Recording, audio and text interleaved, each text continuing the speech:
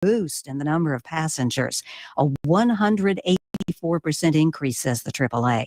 Ticket prices for Christmas week are up 5%. Car rentals have increased an average of 20%. And although gas prices have been falling, gas is $3.31 a gallon today. Last year, it was about $1.09 cheaper. I'm Rita Foley. On Wall Street, stocks remain deep in the red. The Dow off 532 points. More at townhall.com. Got a deck carpet giving you the blues? Tired of your old dingy and broken tile? Let my friends at the Floor Store in Cleveland, Texas give your home the makeover it deserves. This is Old Taco Joe coming to you for the Floor Store. Whether it's carpet, tile, wood flooring, or real wood laminate, the Floor Store can cover all of your flooring needs. Located at 405 West Henderson Street in Cleveland, Texas, owner Brent Harris can help. Shower tile, tub surrounds, even backsplashes. Give him a call today at 817-641-9444. The Floor Store, they got you covered. Wilfred Brimley for Loafing Dog. Hi, I'm Wilfred Brimley for Loafing Dog. You know, when I get the hankering for a hot dog, I go to Cleveland, Texas. Just a couple blocks off the square, they got Loafing Dog. They got the Neely Dog, the Mary Sunshine Dog, the Casey Dog, and the Shirley Dog. Why, they even got the Pacer Dog, the Brooklyn Dog, and the Jim Dog. Can't forget the Shane Dog, or the Joy Dog, and the Monty Dog. I like that fool. Then the Kia Dog and the Braxton Dog round things off. Why, they even got a kids menu too. Loafing Dog, 208 East Chambers Street, Cleveland, Texas. Lunch, catering, or takeout, plus outdoor seating. Phone number is 817-556-1040. This is Wilfred Brimley, and don't forget, Loafing Dog won't give you diabetes. When you're hungry for tender brisket or some delicious homemade cobbler, then look no further than Leech Brothers Barbecue, located at 1106 East Henderson, Cleveland, Texas. Leech Brothers has been family-owned and operated since 1950. Take it from me, Taco Joe Orwinski. Todd and his family have been filling my belly breakfast, lunch, and dinner for a long time. Heck, I even have my own booth, open Monday through Saturday, 6 a.m. to 7 p.m. Come see them for dine-in, carry-out, and all your catering needs. The voice of Johnson County, Joco Community Radio. Welcome to the Her Show, Home Experience Radio, with your host, Trina Titus Lozano. This is a live call-in show that takes your calls and questions about marriage, family, and personal relationships. She's a licensed ordained pastoral counselor, author, international conference speaker, wife, mom, and grandmother. She's been counseling and teaching vital relationship skills for over 30 years. Trina is real and relational and reveals strong truths spoken in tough love and common sense. Join us on the studio line now at 817-637-2585. And now, here's Trina. Hello, everybody. Welcome to the Her Show, Home Experience Radio. I'm here to help you every Monday afternoon, help you make your home a place of love and peace. And also, I'm always available to help with the vital relationship skills. And this is what makes life so wonderful. It is Christmas week. And with that, we will be celebrating the birth of Christ, but also family and friends and incredible times with family and friends. And so today's topic is friendship. And I think that we all could use some tips about making better friendships and being a better friend. And so I chose this topic for today because I think that friends are one of the most valuable things and valuable gifts that we have in our life. And also I have a guest in my studio with me. He's my little buddy today, and he is growing up fast, 11 and a half years old, my oldest grandson. This is Levi Lozano. Say hello to our listeners, Levi. Hi. So Levi, he films the Her Show for Life Network for Women for me, and he puts everything on YouTube for me, and he's my buddy, and so we do a lot together. And his mom and dad are at work today, and he's got a vacation day from school. So I'm doing what my grandmother did. I brought him to work with me anytime I would visit my grandparents. When I would have school vacations, they were still working, of course, but you know what? I just went to work with them. And I think it really nurtured and bonded our relationship. Number one, I got to see firsthand what it is that they do and how they do it. And then also it just helped me to to have something to do that was just different on vacation. So this is something different for you today, right, Levi? But you like it. And you've been here with me once before. Yeah. In fact, we did a back to school episode, and you were giving students ideas of how to make their back to school week even better. So that was a good time. Yeah. Yeah. Okay. So this is a topic. It is friendship today. So we've got lots of ideas of what we can do for friendship. And I'm going to just kind of kick it off. I think that friendships are so important. And I had a client ask me last week about friendships. She was a young mom and really struggling with friendships. She felt like her friendships were not what they should be, what they could have been, what they have been in the past. And she felt like there were some of her friends that were just really pulling away. And as a young mom, she just felt desperate to have close friendships, but yet felt at a loss of how to improve these relationships. It seems like the play dates were going kind of sour. And so she just wanted to know what to do. And so this made me start to think about the topic. And if you have a question for me, please give me a call right here on air and we will talk about friendships or any other topic. I'm happy to answer any questions that you have. 817-637-2585. 817-637-2585 is the studio line number. So as we talk about friendships, I was thinking about this client, and she just is so desperate for a friend. But in different seasons, different people will become a different type of a friend, and I think it's important that we all realize that it is a seasonal thing, but to have lifelong friends, there are qualities that we must have personally to even best give the best chance for a lifelong friendship. If we don't have the character qualities in ourselves that will be good ground, good soil to grow this garden of friendships, there's things that we can do to change that. And then we have to realize that in different seasons, different people are friends for different things. I had somebody tell me recently that they had a best friend that they did everything together. They are in their 30s now. They'd been best friends since elementary school, and they were always best friends. I never had anyone like that. Levi, do you have a best friend? I never did. No. I never did. I never had just one person that was my best friend. And even now, I have a lot of people that I kind of consider my best friends. I have girls that I went to high school with, girls that I Yeah. was in youth group with. I have people that I became friends with when my kids were young, or even when my kids were teenagers. And I have girlfriends that I love to do things with now. I've got my shopping friends. I have my traveling friends. I have my double date friends. I have my grandma friends. We're both grandmothers and enjoying this season of life.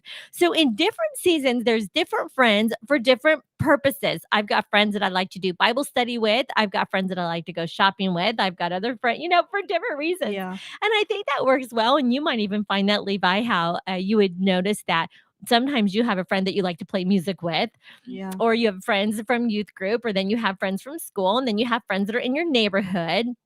But there are certain character qualities that we all need to have to become a better friend. And I think that we can always improve our friendships. And remember that making a friend is just the beginning of the journey of friendship, because friendships do take time. They take time to form, they take time to be deep. And in order to move from an acquaintance to a close friendship, you do need to nurture and invest in the connection. And it's a process that requires time and effort and actually genuine interest in the other person. And I really appreciate the friends that I have had for 20, 30, 40 years. I'm 56 right now.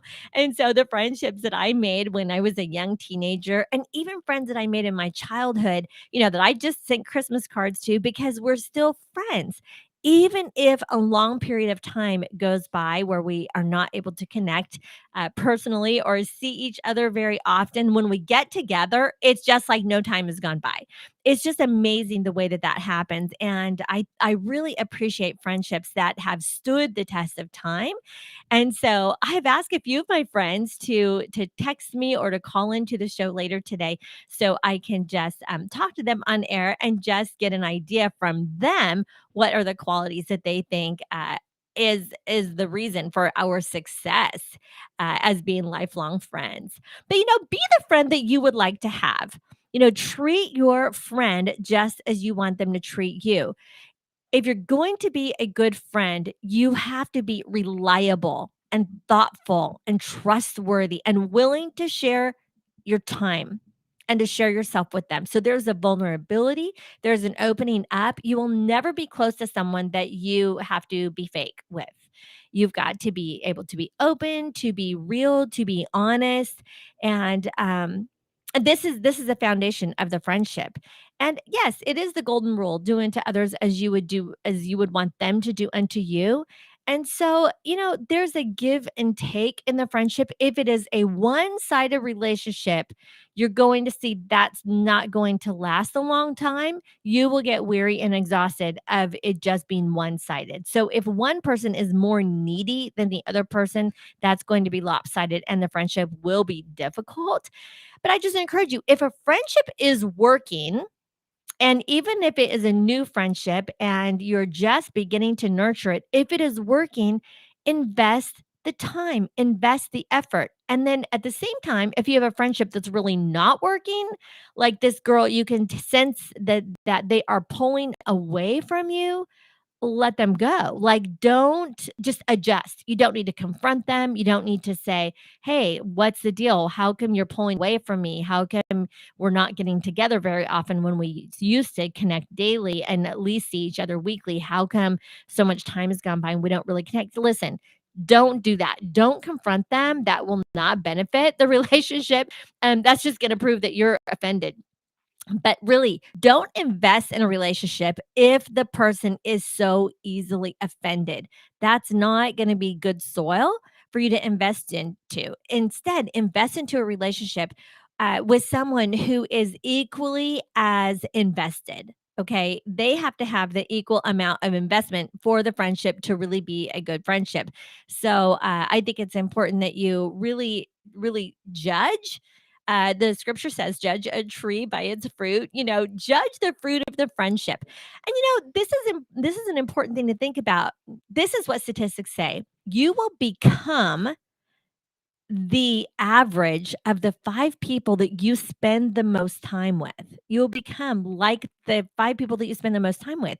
So if you have a friend that overeats, guess what? You'll end up being someone that overeats. If you have a friend that has other addictions, even if you don't, that will rub off on you and you will get addictions. If you have a friend that has a potty mouth and they talk with bad language and they swear, if you're friends with them, you're going to pick up this language because these things are contagious. So if your friends in let me just put it this way, as you're getting to know these people better, if these bad habits and bad behaviors surface, it's important that you take a step back and begin investing in other relationships. Invest in relationships with people that you would like to be like. Okay, so you have things in common. Like, for instance, you're both non drinkers, or you're both non smokers, or you're both like minded in politics, or in your faith, or in the way that you are raising your children. It is important that to really have this type of tight fellowship, that you have these things in common. And you do have to choose your friends very, very wisely. Choose them wisely, and then be very careful and be very kind to them, because you want to nurture these relationships. Hey, Levi, I think that you have just looked up 7 qualities of successful friendships. And as you are just going to be nurturing friendships in your middle school now, let's read these 7 qualities. Read them off to us. All right. So number 1, they laugh at each other's jokes. Okay, that's a good one. What else? There is no Let's see.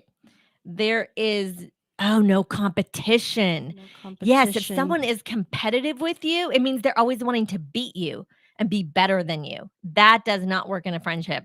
That's annoying, isn't it? Yeah. Mhm. Yeah. They value honesty. Yes. A good friend always values honesty. Okay, what else? They stick up for each other and care for each Okay. other. Absolutely. Absolutely. So if someone else is picking on you and I'm your friend, I'm going to stick up for you, right? Yeah. Okay, what else? They are invested. Okay, I talked about that, meaning that it's not one-sided. You want to spend time with them, you call them, you might schedule play dates or time to be with them, and then they also do that to you. They call you, they ask to spend time with you. It goes both ways. A true friend, it's going to always go both ways. All right. The next one is they normalize each other's experiences. Let me see. They normalize each other's experiences. You know, Here's the thing, when you have things in common and you share experiences, it becomes a way of making memories together. It's a way of making memories together. It's a way of connecting where you can say, "Hey, remember when we did that? Remember when this happened?" And so you can go back and you can connect and you are developing these really precious memories. Yeah. And that's the thing about friendships. When you have invested in this friendship, you will share experiences. You will. Mhm. Last one, they accept each other. You accept each other for who they are. And we all have strengths and we all have weaknesses. And I think that's one of my favorite ones on that list. And we have to accept people the way they are. If someone tends to be just super laid back and relaxed, Don't judge them. don't judge them. But, just say, "Hey, that's the way they are. They're really laid back. They're really relaxed." In fact, they might even be someone who's late. And I just got to think, you know what? That's just the way they are. Or maybe it's someone who doesn't return text messages right away. And you just got to think, you know what? I know this friend. They don't text me back right away. That's just the way they are. So I don't get mad about it. I'm not offended about it. I accept them the way that they are. Other people may be one that tends to be, the more outgoing and maybe even the more hyper. But if that's the way they are, that's the way they are. Because you can't change people, but you can really appreciate what they bring to the friendship. And what you'll find is you'll often become attracted to somebody who is totally your opposite. And so you'll want to be their friend and they'll want to be your friend because you are opposites and opposites do tend to attract. And it works just very well. All of my friends, well, I shouldn't say all, but the vast majority of my very close friends, including my husband, actually have the opposite personality that I have. They're more laid back. They're more less hyper. Just like good listeners. I'm such a talker, and it's so great to have friends that are really good listeners. And they don't judge me as I'm talking, even if I'm venting or even if I'm having a very bad day. They don't judge me. And one of my best friends, Rhonda, who I will talk to here in a little bit, she actually I was going through the hardest time one time, and she just honestly, she told me what I wanted to hear, even though it probably wasn't exactly the truth at the time. I was just needing sympathy, and I was just wanting to know that she really cared. And boy, she did it. She told me just what I wanted to hear, which was perfect. We'll be talking to Rhonda in just a minute, but I'm sure she doesn't remember that. But these are qualities of a great friendship. A great friendship will always be a good listener. And when you're developing a solid friendship with someone, be prepared to listen and to support them. And you know what? You don't need to be the one that's trying to fix the problem. You don't need to be the one to tell them that they're doing it all wrong. But when you have a really good friendship, you can have this iron sharpens iron relationship. There's a scripture in the Bible, Levi, that talks about iron sharpens iron, and what that means is that uh, it's okay for me to tell you an area of your life that you might need to change. Yeah. Yeah, and that's okay because if I care about you, it would be like if I had mud on the back of me and I couldn't see it. A really good friend is going to go, "Hey, turn around, let me get this mud off your back." Right? Yeah. Because you can't see what's back there. And No. so you need that. And the scripture talks about iron sharpening iron. And then it also says that that a true friend won't just flatter the other friend. They will actually be honest with them, tell them the truth, give you good feedback. See, these are some qualities of being a good friend. But, also give your friends space. Nobody wants a good friend who is clingy or needy. And we don't want to be that type of a person that is clingy or needy. No. No way. And if our friend is clingy and needy, that's going to get draining. And so, in fact, some of the friends that I'll be talking to today, we have such a great relationship. We could go months without talking to each other, but we are always on each other's mind. And we know that if we need each other, we are there. And all the friends that I'll be talking to today on air, they know it, that I'll be there if they need me. And I know they'll be there if I need them. But we don't need to talk to each other every day or every week at all. Like, life is busy and it's fine. Like, we don't need, none of us are No. needy or clingy. And you'll find that that's just very annoying if you have someone that is like demanding on you, like, Levi, call me every day or come over after school every day to play. And if you don't, I'm going to be mad at you. It's like, hold on a That's minute. not a here. nice friend. No, it's not a friend at all. You need someone who's more flexible, who's available to be your friend, but also they're not so clingy and needy, and they're not demanding. Don't be demanding. You know what? Everyone needs some space. Everyone needs alone time. And also people want to socialize, but don't set expectations. Don't have rules. Instead, allow this friendship to just sort of evolve naturally, because you're both unique individuals and your friendship probably will not develop exactly as you expect. I always say, don't have expectations, just have this expectancy. Do you know the difference? Okay, so the difference is, when I have an expectation, it means if I don't get it, I'm going to be mad. Yeah. Okay, it's even at Christmas time. You have maybe this uh, Christmas list that you've given people, or you have presents that you hope to get. But if you have an expectation, it's like, okay, if I don't get what I want, then I'm going to be mad about it. Just Okay, be grateful. just be grateful. Exactly. And if you have these high expectations, then you won't be grateful. You'll be complaining. And in friendships, it works the same way. You want to be grateful for the time that you have with people, grateful for the time that you are together. Have an anticipation, an expectancy, a joy about when you do get to be together, but no expectation, because that will really kill the friendship. It won't work if you have expectations about what it is. Also, you've got to be very forgiving. No one is perfect, and every friend will make mistakes. Every friend will have their highs and lows, their good days and bads. Every friend will, you know what? We're just wrong sometimes. People are wrong, and we have to give people permission to be wrong. We're just not right all the time. And when a friend has done something wrong or they've said something wrong, we need to be able to be forgiving. In fact, that's what friendship is. It means that we forgive. We will let things go. We will be able to move on and not be offended. To be a good friend, you need to be unoffendable. You can't be offended, meaning you're not just going to get mad and walk away. No. No, you're gonna stay there, and you're gonna say, okay, let's talk it out, let's work it out, let's get through this. But I'm not just gonna be mad, because we're friends. We're friends. We need to be forgiving, and just realize, hey, sometimes people are wrong. There's bumps in the road, and there's just things that we will need to overcome. But hey, build a bridge and get over it. Build a bridge and get over it. Can you say that? Build a bridge and get over it. Do you know what that means? Really? Like, in your relationship, if there's something that has hurt your feelings, do whatever you can to get over it. You've got to just be able to move on, and Just forgive. forgive them. Let it go. Let Mhm. it go. Restart. Push the reset button, restart. That's right.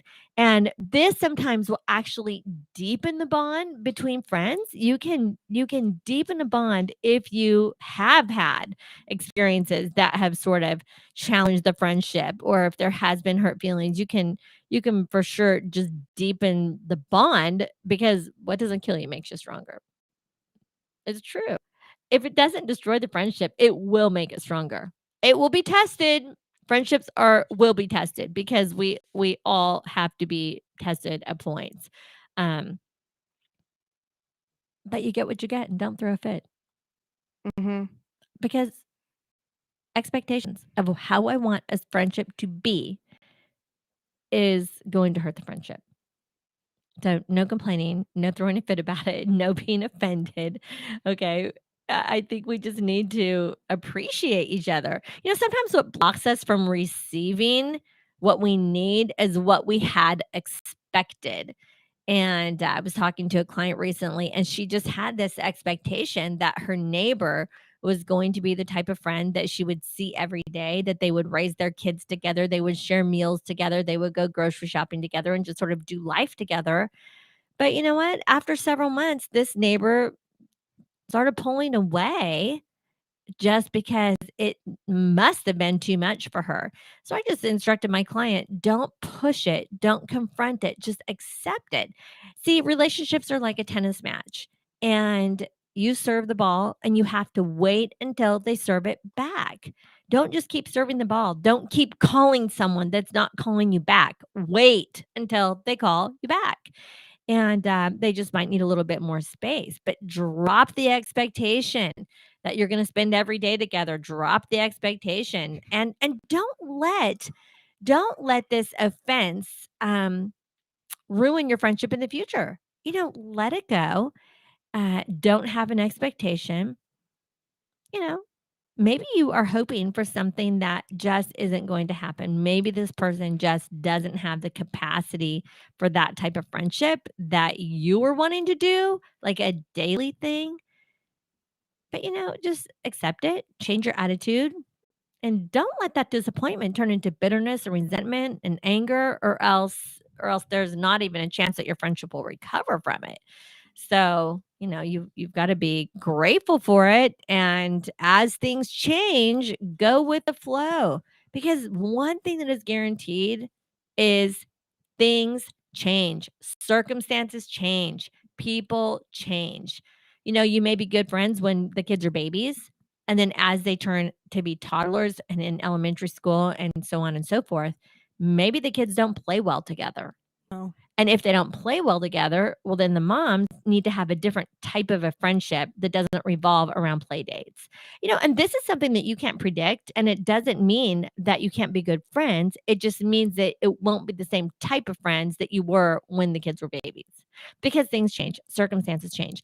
Another thing that really will affect a friendship is if you're married, if your husbands or wives like each other as well, where you can do good on double dates, because it doesn't always work out that way. Sometimes the spouses just really don't like spending time together. If they do, that is perfect, because then you can have double dates, you can go on vacation together, you can travel together, and that's really great because you enjoy being together as couples, and they are friends individually and y'all are friends individually, and so it works really well. But that doesn't happen very often. And sometimes you will find that the relationship deepens just between the women or just between the men, but you need to just let it be however it's going to evolve into being. And just a warning here, if you are married and you are developing friendships with other couples, which is wonderful. We met a lot of incredible couples at our young married Sunday school class, and we are still friends with them today. And we met 30 years ago. We developed wonderful friendships in our small group that we hosted in a Bible study, and even people that we sang in the church choir with. Great friendships. But remember, the men are friends with each other, the women are friends with each other, and you're friends as couples. You can't cross over, because that begin would be destructive to the marriage if you cross over. So you do have to set up a little bit of a boundary there, and you just have to make a mental note of the way the friendship should go to be healthy whenever you're talking about married couples that are friends. We are going to continue this topic on friendship. It's a great topic, isn't it, Levi? Mhm. It's good, and it's great for all ages. So we'll be back talking more about friendship. Call me. We'll join the conversation, and I'll also be talking to my own friends during this next hour. So I'll be right back right after the break. Stay with me.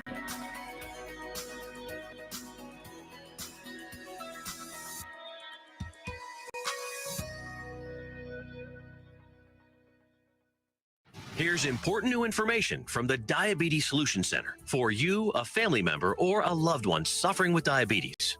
If you have lost your provider, or if you need a provider for diabetic supplies, you may qualify to receive your diabetic testing supplies now with little or no out-of-pocket cost, regardless of your age. All you need is Medicare or private insurance to be potentially eligible. Call the Diabetes Solution Center right now for details. Just takes a couple of minutes.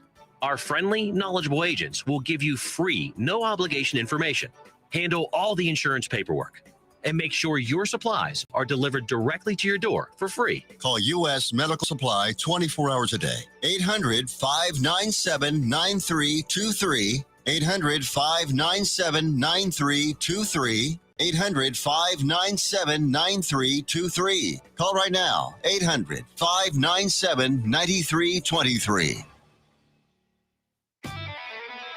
When you're hungry for tender brisket or some delicious homemade cobbler, then look no further than Leech Brothers Barbecue, located at 1106 East Henderson, Cleveland, Texas. Leech Brothers has been family owned and operated since 1950.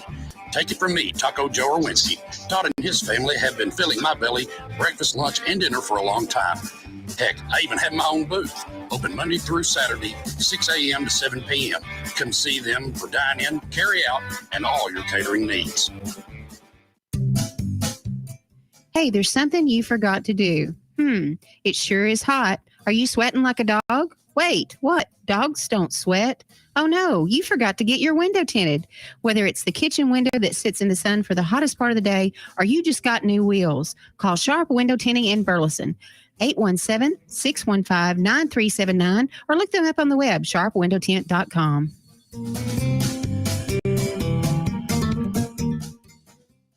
You're listening to Joco Community Radio. Welcome back to the Her Show. I'm Trina Titus Lozano, pastoral counselor, licensed and ordained Christian minister. And the topic for today is friendship. And I've got one of my best lifelong friends on the line with me. Hey, Rhonda, welcome to the show. Hey, Trina, thank you so much for inviting me. I really am honored.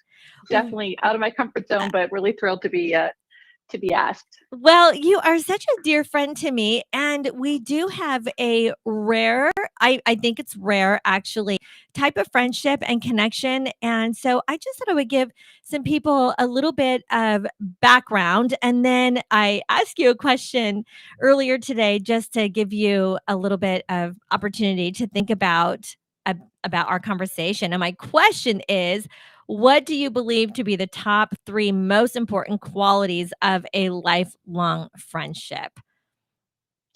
Okay, well, are you going to give the background, or do you want me to answer? Well, let me give the background and then you can answer.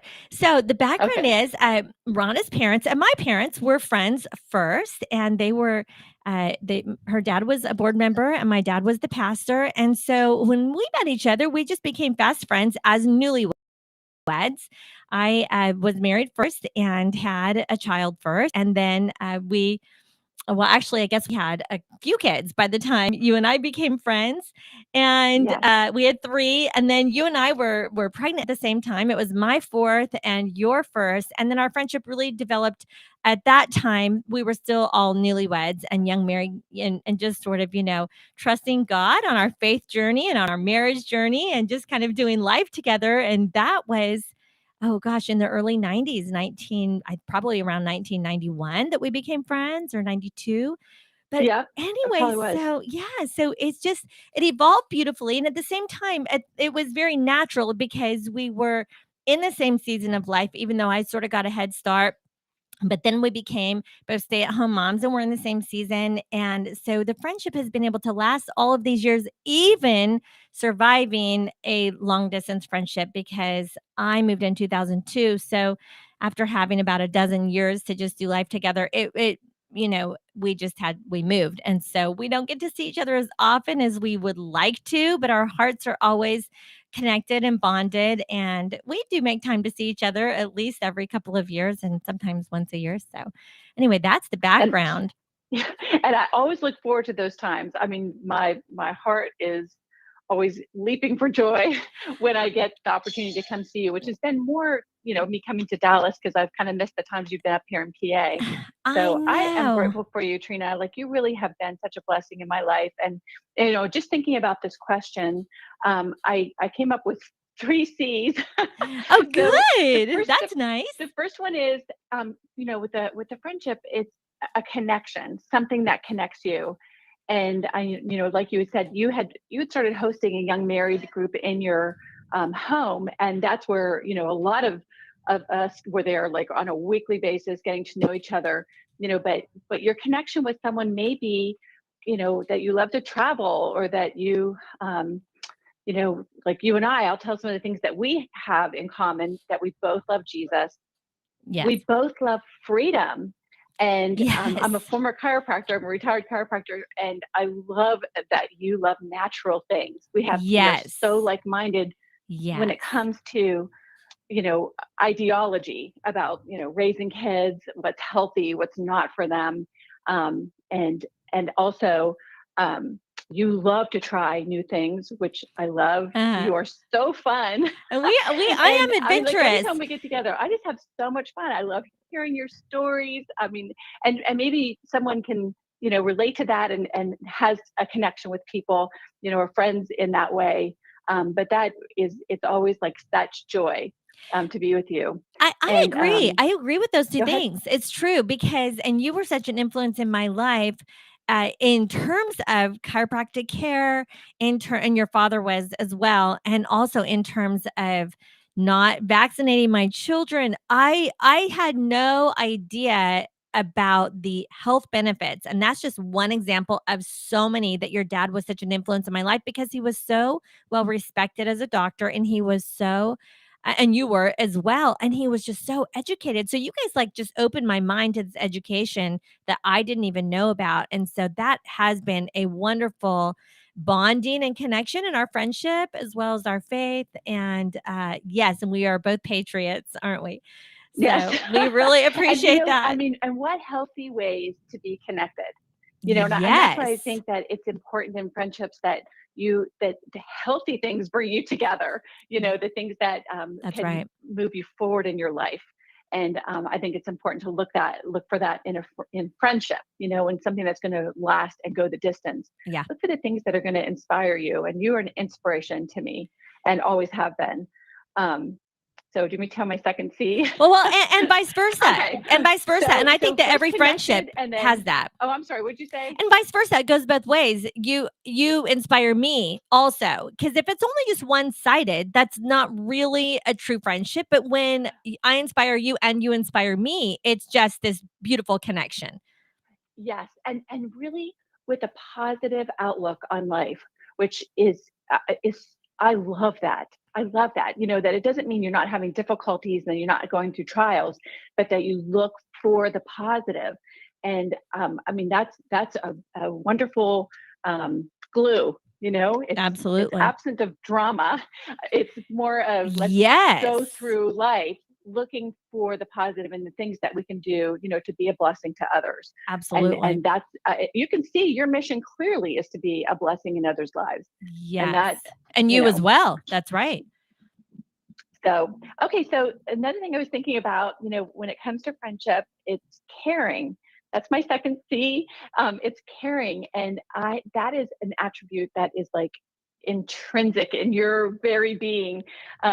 You show up for people, and you've shown up for me in so many times. And I've thought about it, things, examples came to my mind. One time, I had 3 kids at that point, and our youngest was 18 months, and we were moving, and you showed up at my house with boxes and tape, and the system showed me how to keep things like in a little index card box so that I could stay organized in the midst of all the chaos with the 4, 2, and newborn, like our younger kid. I guess maybe 5, 3, and 18 months. I forgot about that, but now that you mention it, I remember. What's that? I forgot about that, but now that you mention it, I do remember. That was a long time ago, but but you helped me pack, and then on the flip side, on the moving day when we had signed everything, you and my sister came and unpacked my entire kitchen. So when I came in, it wasn't just like I could feed my kids. It wasn't just like a whole pile of boxes in the kitchen. So, I mean, how caring is that? And what a wonderful thing in friends that they do things that make your life just smoother, a little more, easy to handle, in the midst of a lot going on. Yes. And you've shown like your gift of hospitality. You just care for people. You care for them, and you meet them where their needs are. And that caring part is beautiful in a friendship. So, I mean, I'm inspired. You have helped me, when it comes to child rearing, teaching my kids to go to sleep, first time obedience. I mean, all these things, like it really, really helped me, as a young wife, as a young mother, and even now with teenagers, you have so much wisdom and influence that, really, draws me to you and, makes me love you all the more, really, in the friendship. So oh, you're so sweet. Those are great. Connection, caring. Okay, what's the next C? Okay, so I had to come up with the C because really it starts with an H. So I put down continuum. Ooh, So I really, like I mean, that. like you have a history together that you develop in the friendship, and really, it's the good, the bad, the ugly, the real. You see it all. Like you see it all. You see it with, That's right. in our relationship. I had trouble getting pregnant, and then I had a miscarriage, and then Yes. had and at the same time you were pregnant. So I was so joyful for you, but so sad, for my situation. yes. And you were just so loving through the whole thing. Through marriage difficulties, through different things, the fun trips that we've had, and you guys are so much fun, to go with. So it really is creating memories and a history together, and caring for one another in that history. You can look back and just see a thread that goes through it, so that even if you're not physically present, you still deeply care about each other, about each other's families. I know that you have prayed for our kids, and Oh, we've yeah. prayed for your kids, Oh, yeah. as we matured now, and you have a lot of grandkids, which is so wonderful. Well, I tell our people, children one of and my very yeah. best friends in the world is younger than me and has 10 grandkids, and I think it's 11. The 11th is on the way. Gonna Isn't be that right? 12. 12. Oh, number 12 is on the way. 12 is on the way. You've lost track. There's I'm so losing many. track. I'm losing track. So, I mean, but having a history together and those memories that That's right. bind you, they bind you together. They really do. And I and think you just have each other's backs. that's right. And praying for each other through difficult Yes. times and just being there. And I remember times where I've just felt the freedom to vent to you. And I know I'm saying things that I shouldn't be saying. And, but I don't feel like I have to control my tongue, because you're just going to let me vent and then sympathize with me, and then I'll Yeah. get over it, and we can be positive and hopeful and and just prayer and have faith and hope, together to get through whatever the hard times are. But there's so many good times to celebrate, and we have so many, great memories, and these are great. I love what you said. Connection, caring, and continuum. I love that. That's perfect. So top three choices that Trina, you, like I said, you have been an inspiration to me. I'm so grateful because you have a gift of wisdom and discernment that it comes from the Holy Spirit, that you can, that's that so you're able to encouraging. impart into people. And I'm so glad that God brought you into my life, and very thankful for you. I am so thankful for you too. And for all of the same reasons. It is just such a beautiful thing to have a friendship that will stand the test of time, even if things happen in life, like circumstances change, and they always will change. And even though we had the privilege of living in Camp Hill in a small community together for so many years, now we've been apart longer than we were together. But these things that you said is what really the glue that binds us. And so we can continue the friendship, even though you continue the connection, the caring, and the continuum, even though life has brought us to different locations. But we can still vacation together. And I think another beautiful thing is that our husbands really do enjoy spending time together as well. So that is a huge benefit. And Trina, you are a true friend when not only did you pick me up from the airport for my conference in October, but then you also called and said, "I'll take you back."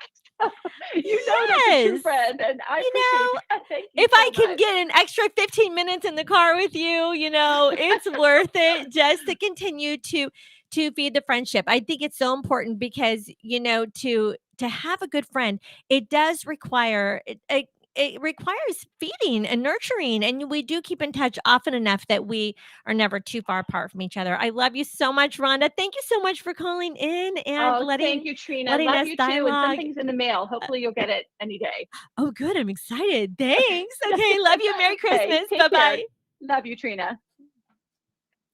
Well, that was so precious. That was just a phone call from my dear friend Rhonda Carver. And as you can hear, we have this beautiful history together, and it has just been incredible to just review our friendship. Boy, I appreciate what she said.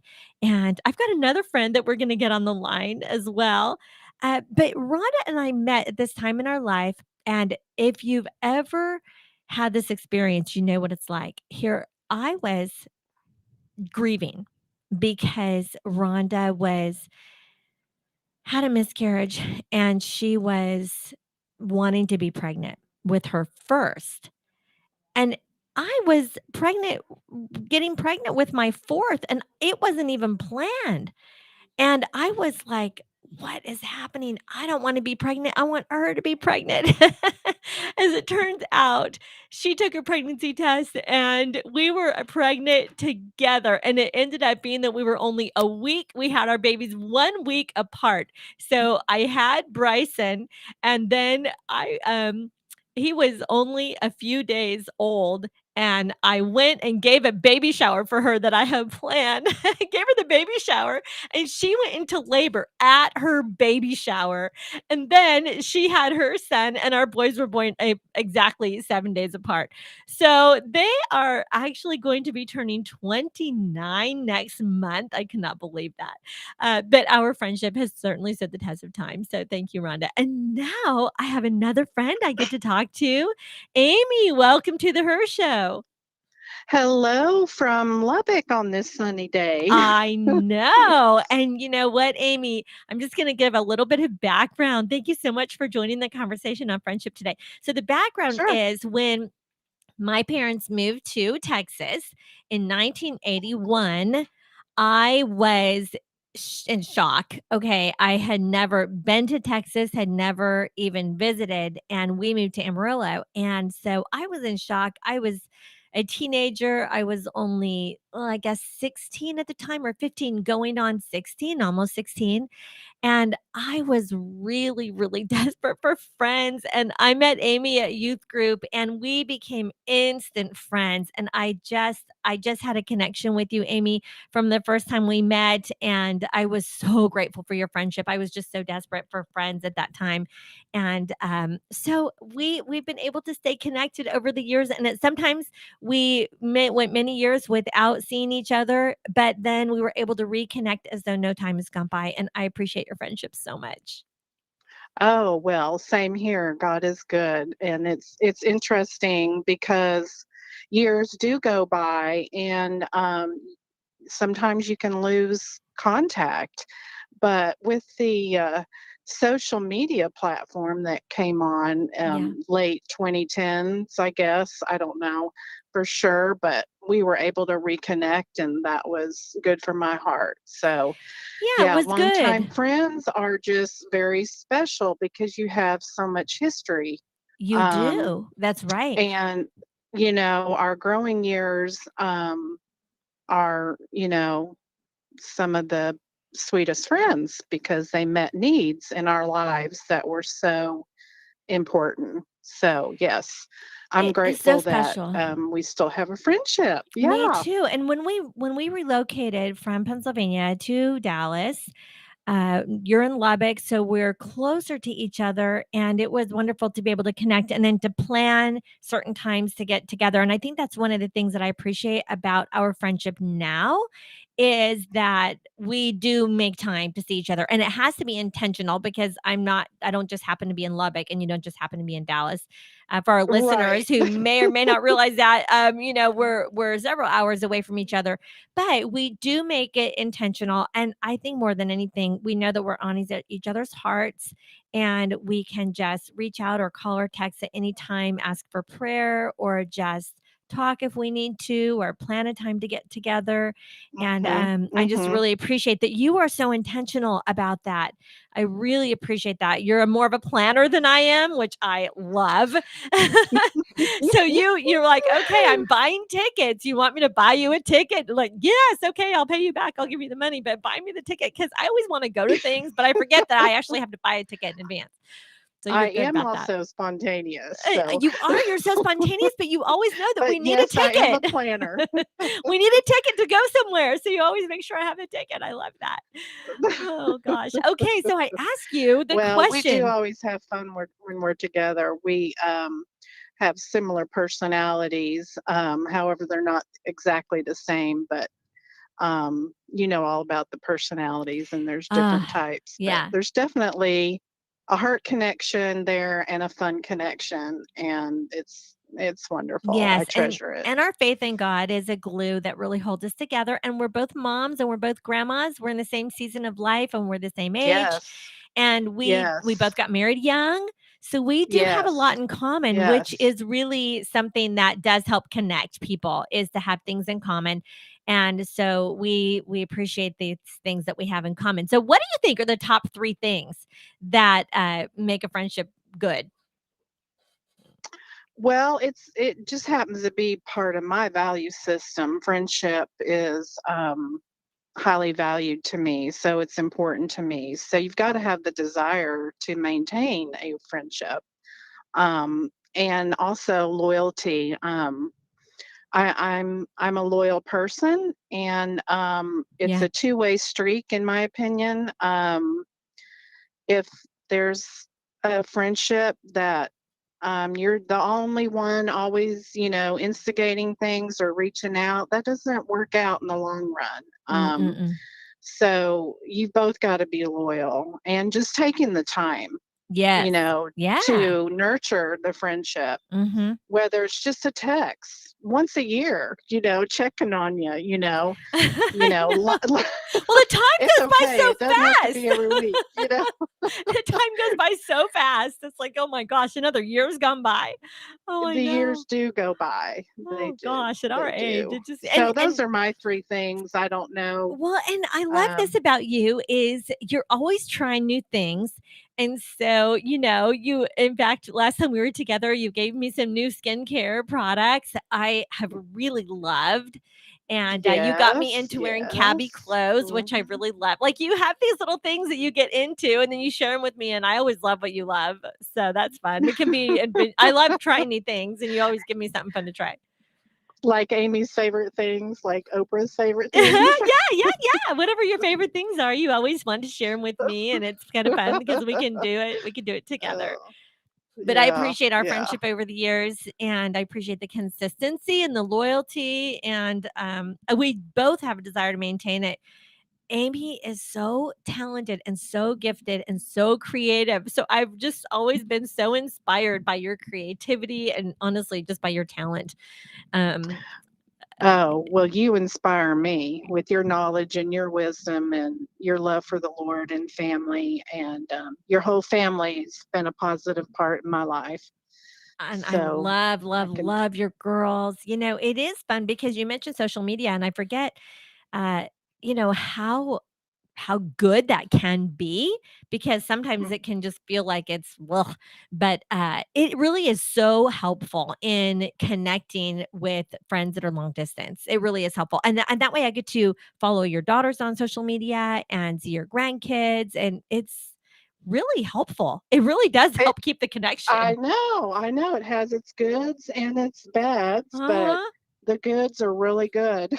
They are. I love seeing pictures. I've always loved seeing pictures. And so it is fun. But I appreciate that you are a great homemaker. I appreciate that you are a great wife. I appreciate that you are a devoted mother and grandmother. And that is the thing, Amy. is if you're going to rub off on me, I'm going to be a really great person. And that's the thing. We have to choose our friends wisely, because if you don't, you're going to have bad stuff rub on you too. And you don't want bad stuff to rub off on you. People got to choose their friends more carefully. I really think so. Oh, yes. Honestly. You got to have shared values for sure. Uh-huh. Yeah. So, with shared values, then you can just grow stronger in those values, and get better at, what the Lord has for us and how we act and how we treat others. And, Oh, yeah. so it's easy to have a conversation with a friend that you have shared core values with, because because it's more than just a friendship. It's true fellowship. And yes, yeah, yes, that describes it perfectly. it is. And in the Bible, actually, in the Greek, I should say, there's a word that is a word for love, but it's not just the agape love that we have, that God gives us that then flows out through us to our friends, but it's phileo, which is that brotherly love. And it's really the love that Jesus had for his disciples that he was so close to. John, who always said, I'm the disciple that Jesus loves. That's that phileo. That's that very close friendship, fellowship, connectivity to say, we're in this, and no matter what, the highs and lows, the good, the bad, and the ugly, we're doing life together, whether we see each other once a year or even if a couple years goes by, it's like no time's gone by, because there is a commitment and a loyalty there. I love that was, your number one thing. And there is a desire to maintain it, and it's mutual. Yes. That's so important. Yes. It's never going to work if it's one-sided. Right. No. You have to wait for it, though. Sometimes people's timing is just off. It's like, right. And it doesn't ever work if there's a spirit of offense. The funny story about us is back when our kids were little and you were making these gorgeous, beautiful dresses, and you made my girls some dresses and I bought them from you, but my check bounced. And then I never got the extra $100 to pay for that. And then you moved and the address changes and years had gone by and I owed you $100 and I always knew it. But you know what? I knew it. I never forgot about it. But the whole point was you didn't hold the spirit of offense. So years later, I got together with you finally and I gave you that $100 that I owed you. I should have. You didn't even charge me interest. You didn't even charge me interest and you weren't even offended. And honestly, Amy, we can laugh about it now, but had you carried a spirit of offense, there would not have been an open door for us to reconnect. Right. And that's a daily walk in all relationships. That's right. The enemy wants you to take that bait of offense, and to, destroy relationships. And we've got to be, smart and on top of things and take all those thoughts captive and choose to not be offended. Yeah. There's always a reason or a story or, a mishap or just a lack on somebody's part, but it doesn't mean it was intentional. Yeah. So taking up offense is never the right path. Well, hey, girl, you hear the music coming up. It Thank doesn't you. Bring life. It won't bring life. That's it won't right. Return life. Thank you, So, thank you for calling and being on air. I got to let you go because the music's come on. I got to take a break, but I'll be right back after the break. Okay, I'll talk to you later, honey. Bye-bye. Bye. From Burleson to Venus and Grandview to Godley, this is the voice of Johnson County, Joco Community Radio. Breaking news this hour from townhall.com. I'm John Scott. Senate Minority Leader Mitch McConnell says he thinks it would be a good idea for West Virginia Democrat Joe Manchin to switch parties. Correspondent Bob Agnew reports. After meeting with Manchin to discuss the Build Back Better program, McConnell told reporters recently he thinks it would be a great idea for the West Virginia Democrat to make the switch. Especially true, McConnell says, since Manchin hails from a deep red state. Manchin has drawn the ire of fellow Democrats by blocking passage of the enormous spending bill in 2021 and renewed attacks over the weekend after he said he simply cannot vote for the Democrats' plan in its current form. Bob Agnew reporting. Also at townhall.com, a prosecutor is telling jurors that the suburban Minneapolis police officer who says she meant to use her taser instead of her gun when she shot and killed black motorist Dante Wright made a blunder of epic proportions. Kim Potter's attorney countered during closing arguments that she made an honest mistake by pulling her handgun instead of her taser and that she should not be punished for it. The jury will begin deliberating later today. Potter facing 2 manslaughter charges. President Biden is planning to give a stark warning of what the winter will look like for unvaccinated Americans. Correspondent Shelley Adler with that story. It is just, raging through the world. Dr. Anthony Fauci, the country's leading infectious disease expert, spoke on NBC's Meet the Press. In the meantime, President Biden plans to speak about the status of the fight against COVID-19 tomorrow and discuss government help for communities in need of assistance. White House Press Secretary Jen Psaki adds the president will also warn about the risks for those Americans who choose to remain unvaccinated. I'm Shelley Adler. Down on Wall Street, stocks remain deep in the red now. The Dow is down 523 points. The Nasdaq off 195. More on these stories at townhall.com. Your pet's Fast Track Student Loans can get your student loans out of default, stop any wage garnishments, stop collection calls, and stop seizure of your tax refund. Give yourself a break. Stop the stress and get your student loan payments down to as little as $25 a month based on what you can afford to pay. 800-709-4395. 800-709-4395. 800-709-4395. 800-709-4395.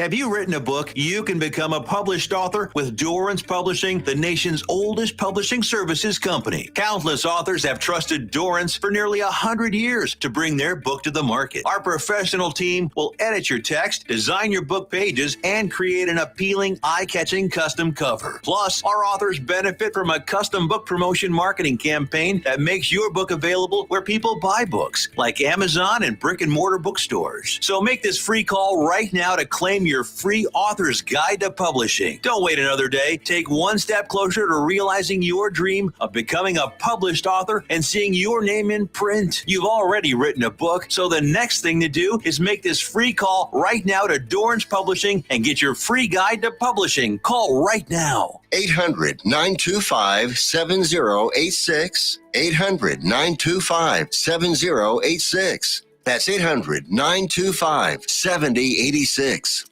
Out of date carpet giving you the blues? Tired of your old dingy and broken tile? Let my friends at the Floor Store in Cleveland, Texas give your home the makeover it deserves. This is Old Taco Joe coming to you for the Floor Store. Whether it's carpet, tile, wood flooring, or real wood laminate, the Floor Store can cover all of your flooring needs. Located at 405 West Henderson Street in Cleveland, Texas, owner Brent Harris can help. Shower tile, tub surrounds, even backsplashes. Give them a call today at 817-641-9444. The Floor Store, they got you covered.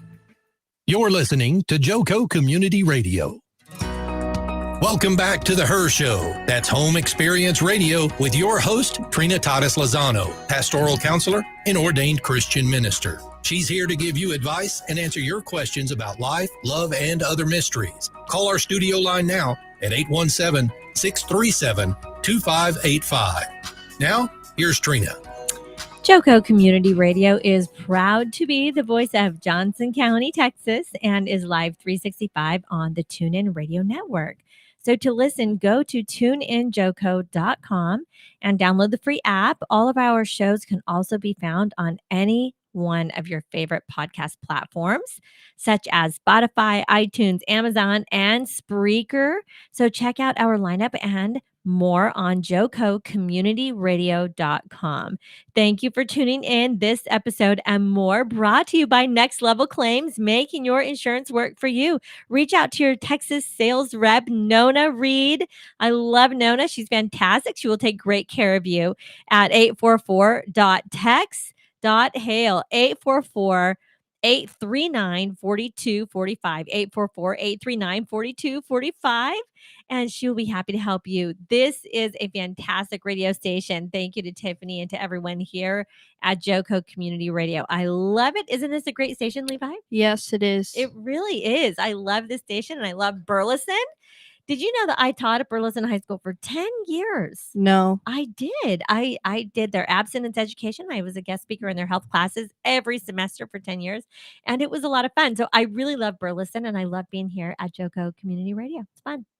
That's cool. Yeah. So thank you for joining me today. How are you enjoying the conversation about friendship? Amazing. Are you learning some things? Yeah. Do you think that you will be a better friend in the future? Mm-hmm. Okay, well, good. See, when you invest in friendships, there's a great return. So friendships are definitely worth investing in. And there are a lot of benefits of friendship. Let's talk about some of the benefits of friendship. So the first one is improve your mood. Happiness can be Infectious. Spending time with happy and positive friends can Elevate your mood and boost your outlook. I like how you said that. Boost your outlook. It's true. Good friends it just improves your mood. In fact, I'm in such a good mood right now because I got to talk to two of my really good friends, and I'm going to talk to another friend, and several of my friends have texted me, so I'll read their text. But it's true. It is such a benefit to have a good friendly vibe. Happiness is infectious. Happy people will make other people happy. It's like you can just light up the room if you're in a good mood. And if you spend time with happy and positive friends. In fact, Rhonda even mentioned positivity. She's very positive. I'm very positive. I have to tell you, all of my close friends are very positive people. When we have a sad day or a down day, we will reach out and we'll say, pray for me, but we will encourage each other. We do not stay in a negative state of mind. There's no negativity. There's no drama. And it's true. These good friends do elevate your mood and boost your outlook. And you know what else they do? Help you to reach your goals. That's right. They help you reach your goals. Okay. Do you have any goals right now? Yes. Because we are starting a new year. It's very common to make New Year's resolutions. Have you been talking about that with anyone? No. Okay, well, let's talk about it. Okay, you're in 5th grade, you're 11 years old, and this is something that you'll want to do because when you set a goal and you take the personal responsibility to accomplish your goal, you become the best version of yourself.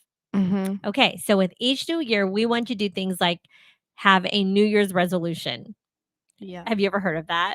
No. Okay, so it means I want to resolve myself, meaning make a decision to accomplish a goal. What kind of goal would you like to accomplish this year? Percents in math. Get better. Ooh, okay. Get a better math grade. Yeah. Learn all of your percentages. Okay. What was your math grade last semester? Can you tell us? Yeah. 84. Oh, good. That's not bad. That's a B. So you can make it a goal to get what? Maybe an 85 or a 90 or a 95. Or 100. Or 100. Might as well reach for 100, right? I like that. Good. So for your goal to get 100, what would you have to do differently? Study harder. Okay, study harder, be more committed. Okay, so to bring this around to talking about friendships, you know that you will be a better student if you hang out with people that are better students. Isn't that interesting? It Yeah. does. It's contagious. It rubs off on you. If you are friends with people that have a I don't care attitude about school, that's not good. Because then you will start to have an I don't care attitude about school. And that's very, very dangerous. So Yeah. you want to be friends with people that are also goal oriented, that are good students. And when they're good students, you will become a better student as well. So a New Year's goal would be to get Better at percents. and to get a better grade in your math class. Mm-hmm. Good goal. I like that. Good friends help you reach your goals. So whether you are trying to get fit, give up smoking, or improve your life, lose weight, Stop drinking, stop swearing, stop being angry, just negative things. Stop yelling at your kids. Look, if you have a good friend that wants to join with you in accomplishing these goals, you encourage each other. I've become good friends with Jill Brewer now. She's a new friend. And you know why she's become my friend? Because we're losing weight together. I've had her on my show. She does Optavia, and she's the one that got me the bars that you and I ate on the way here. Okay. So, I'm supposed to eat my bars, my fueling, my 5 fuelings a day. Okay. So, this is the thing. She is a good friend, and she's helped me to accomplish my goal. And I have lost weight, and I have a goal to lose 5 more pounds. But good friends will help you reach your goals. This is one of the benefits of a friendship, and they will really boost your willpower and increase your chances of success. So, it's really important to choose good friends that will encourage you to accomplish your goals. And then you encourage them to accomplish their goals too, right? Mm-hmm. Okay. Good friends, they do add a special meaning to your life. They help you share the good times. They help you overcome difficult ones. And good friends can reduce your stress and depression. Do you know any friends, even though you're only in 5th grade, that are going through a hard time? Does anyone come to mind? No. Not yet. Do you not? Maybe you don't know your friends well enough yet. Because it's hard to get to know people at school, isn't it? Because you're not allowed to talk and stuff. Yeah.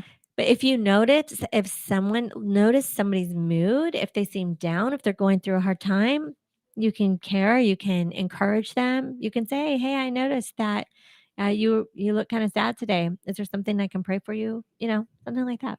You go to public Yeah. school, and you're in middle school this year. Uh-huh. Yeah. So, there's times that you can be a little bit more social at school, your class parties and things like that. Oh, you're going to be in a talent show coming up. Yeah. So you've got a lot of talent. Tell my listeners what your talent is. Filming and playing the drums. You're a very good drummer. You're excellent. Really excellent. Thank so you. You're probably going to be in the talent show. Probably. Okay, you have to pass the auditions, which I'm pretty sure you will. But there's going to be other talented people in the talent show. These will be people that are potentially going to be a good friend of yours. You can actually reach out to make a new friend, and maybe you'll meet some new people during the talent show. Yeah. In fact, since you're a musician, maybe someone else, say, is a singer or plays a guitar, and you can just talk to them about their talent. People like to talk about themselves. Have you ever noticed that? No. You haven't? Okay, I got to give you this little trick of how to be a good friend, because you like to ask questions, don't you? Okay, so you can ask somebody, what is your talent? And they can tell you their talent, and then you can maybe connect your talent with theirs. If they like to do something that you like to do, you guys could do it together. If you're a musician and they're a musician, they might even want to form a band or something, or at least get together and do a video or something like that. Yeah. There's lots of things that you could do, but it's important. It reduces your stress, and it keeps you from being depressed. Whenever you have this active social life, it actually builds your immune system. Isolation is not healthy. And even though with COVID, everybody has been encouraged to stay 6 feet apart and to isolate, it's actually not healthy. It makes people feel more stressed out and more depressed. Why do they do that? Well, because they're worried about germs because of COVID. But remember, you and I had a lot of laughs about COVID, didn't we? Yeah, we watched a COVID video from Dr. Jean. That was so funny. Wash your hands. She was talking about telling little kids to wash their hands and all this stuff. Anyway, we do. We wash our hands and we sanitize on a regular basis. However, we don't isolate because we know it's important to have friends. We know it's important to connect with people. So we want to build relationships, and this will help reduce our stress, will reduce depression, it boosts our immune system, and it's important to have friends. It's important to support people through difficult times, and it's important to have a friend that you can actually talk to and tell things that are bothering you. And sometimes you could be friends with your cousins.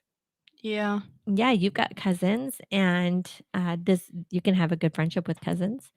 You can have a good friendship with neighbors. Yeah. People at church. So there's lots of people. There's choices, but you have to choose very wisely. You cannot be friends with people that are into bad stuff because then they'll pull you into what they're into, and that's not cool. But you can invite people to church. Yeah. Yeah. You go to youth group on Wednesday nights, right? Yeah. And you play drums at youth group. Yeah. Yep. So people would probably love to come watch you. Yeah. Have you ever invited anyone to church before? No. But you can in the future. Yeah. That could be a goal. That could be a New Year's resolution. You're going to invite someone to church. Okay. Sometime in the month of January, invite someone to church. Okay. It doesn't mean they'll come, but at least you've invited them. How many people would you have to invite until someone finally will come? I don't really I would know. say at least 4. I would say 4 or 5. If you invite 4 or 5 people to come to church and tell them, hey, I'm the drummer at youth group. You should come. It's really great. Well, I did invite one person. But they came or they didn't? They came. They did? Good. Did they like it? Yeah. Cool. Maybe they'll come back again. To invite more people. I love that. That is so cool. Yeah. And have you become friends with them? Yeah. That is awesome. I think that's a good thing. Continue to do that. Okay. Another thing that friendships provide is they boost your self-worth, your sense of self-worth. And see, there's like this two-way street. There's a give and there's a take. Some people are givers, some people are takers, some people are more givers than takers, but there's this two-way street. And the give side of the give and take, it really contributes to your own sense of value and your own sense of self-worth. And being there for your friends, it makes you feel good about yourself because you know that you're caring, you're helping, you're doing whatever you can to nurture the friendship. And so that's important. Okay, so you're going to make it a goal to make some new friends. Okay. Okay. So here's what you want to look for in a friend. Ideally, a friend is someone who you trust and you can really share a deep level of understanding and communication with them. A friend that's a really good friend, Levi, they will show a genuine interest in what you're doing and what's going on. So, like, for instance, if you tell them, hey, you want to come to youth group? I play drums on Wednesday night. They'll actually be interested in coming to youth group and interested in watching you play. Yeah. And then you say, so what are you interested in? And then you see what they're interested in. Maybe they say, hey, I play football. I've got a game Friday night. And then you can say, hey, I'm not busy Friday night. I'll come watch your game. Do you want to come watch my concert? You see, and then a good friend, it will develop where you support them and they support you. It kind of goes both ways. But you have to, you're looking for someone who wants to be a part of your life as much as you want to be a part of their life. And you want a good friend who will accept you for who you are because you are unique, you are special. It will not work if they are judging you or if they're being bossy. No. That is not a good friend. Good Unhealthy. friends, very unhealthy. Good friends do not are not bullies or are not bossy, do not manipulate. Do you know anyone who's a bully? Yeah. You do? Like, are they a bad bully? Like really bad? Yeah, that's not good. So I'm not friends with them. Yeah, no. But you might kind of keep an eye on them and help care about other people if they're picking on other people because, And they get in trouble a lot at school. Yeah, so you do not want to be friends with a person who gets into trouble. Because if they're troublemakers and you become friends with them, if they get in trouble, you could get in trouble easily too. So you want to be friends with the good kids. Yeah. Because you're a good kid and good kids need to hang out with each other. Okay, so see, friendships work both ways. And a friend is also someone that you feel comfortable supporting and accepting. And you both are loyal to each other and you both trust each other and you feel comfortable with them and they feel comfortable with you. And that's important.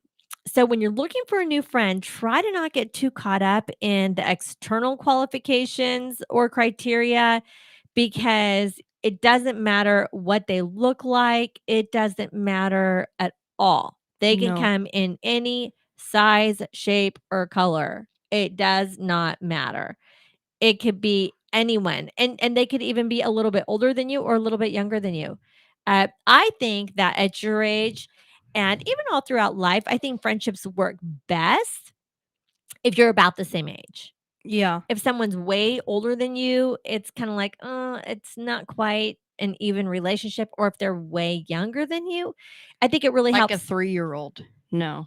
No, that would be inappropriate. Like you're 11 and a half. It would be stupid to be a friend. Like a 3-year-old cannot be a good friend of yours. But you could be. I mean, you'll be more like a. Well, you're a great older cousin to the little 3-year-olds in our family. But no, you want to have a friend that's basically your age. Yeah. Which I think is important. And even when people are making new friends, to date somebody new, date somebody that's your age. I think that's one thing. We just met Michaela's boyfriend. Oh, yeah. My niece had brought her boyfriend to meet the whole family. We all met him, and they both celebrated their birthdays. I think that's one thing that really helps their relationship to work. And I think this is the truth with any friendship: is you're very close to the same age. So you have things in common. You're going through the same season of life, more than likely, and I think it's really good. So, try to not get too caught up with the external qualifications, but how the relationship makes you feel, not how the person, behaves on social media or things like No. that. Because you're not just trying to find someone who's already popular. Like, oh, they're popular, No. so I want to be friends with them. No. Like they already have a lot of subscribers on YouTube, so I want to be friends with them. Or they already, are popular at school, so I want to be friends with them. You should not try to position yourself that way. No. No. You want to just have someone who's a real true friend, and then get the benefits of that true friendship. Get the benefits of the true friendship. And you have to engage with people and then sort of see what their interest is, because it may be that you're trying to make a new friend, but they might not want any new friends. No. So if they don't necessarily take it personally. It's not you, it's them. They just mentally are not in the place to say, okay, I want a new friend, I want to invest. You have no idea what's really going on in their life. So try to not get your feelings too hurt, because even if they don't want to be friends now, they might want to be friends later Not right now. if you don't get all a bad attitude about it. You know what I mean? Yeah. So you just sort of have to gauge the interest, because to establish and maintain a friendship, it really takes time, it takes effort, and not everyone is open to that at all times. No. So you really have to just kind of choose your timing. Just wait. Wait. They might change their mind, or maybe they're not going to be the person that will be your good friend. So then you have to move on and find someone else who is more interested, because friendship takes two. And it is so important to evaluate whether the other person is actually wanting a new friend or looking for a new friend. I have a new friend. My friend Stephanie. Stephanie. You remember Stephanie with Stefan and Sam, their Yeah. mom? Yeah. So Stephanie and I have become really good friends. And initially, I met her at church at Gateway, and she became my client. But then, after we started working together, we stopped working together. We weren't working together anymore in a client relationship, but we just developed a great friendship.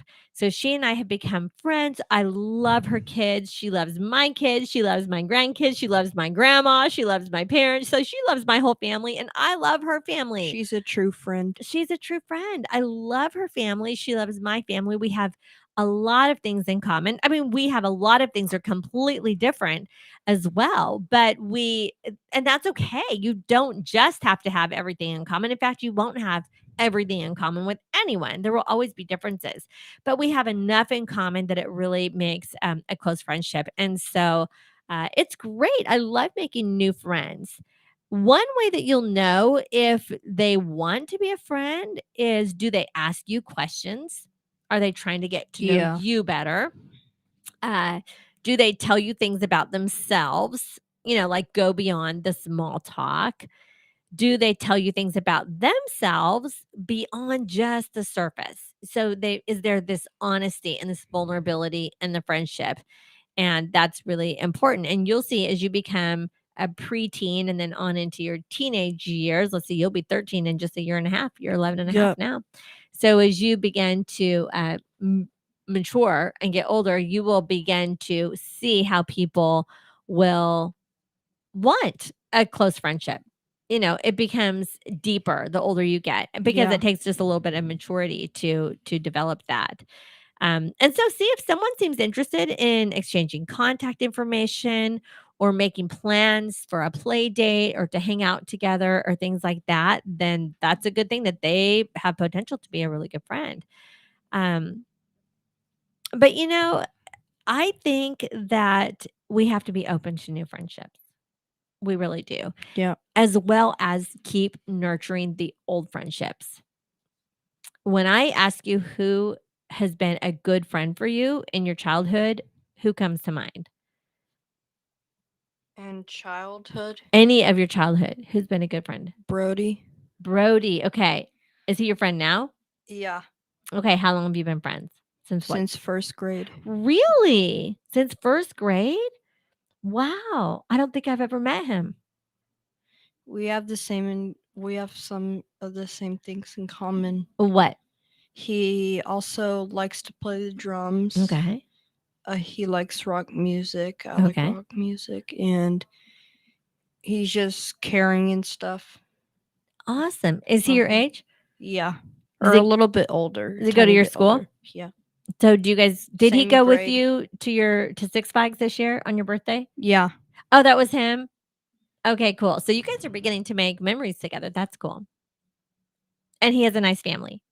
Yeah, they go to Keystone Church. See, that's awesome. You both go to church and he has a nice family. You have a nice family. He's an uncle, so.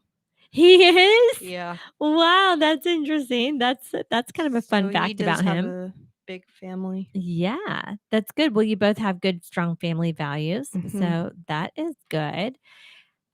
It's important that if you want to do something with him and he says no, that he's not available or he can't. That's okay. It's okay. You're getting the hang of this, Levi. That's right. Good answer. That's okay. It's important that you don't get your feelings hurt or feel like, oh my gosh, I'm rejected. They don't like me. No, you need to be able to be okay when someone says no. Yeah. Because we all have to say no sometimes. I mean, we can't, We can't always be available. no one can say yes all the time, especially when you're a kid, because it depends on if your parents say yes. But if you have common interests, that's also another really big factor in friendships. You have common interests, and so you tend to be drawn to people that you share things with. And like my girlfriends that I was talking to, we were moms. yeah. We all love Jesus. We all love being moms. We all love being homemakers and doing projects at our house. We all love to be good wives. So we had things in common. Yeah.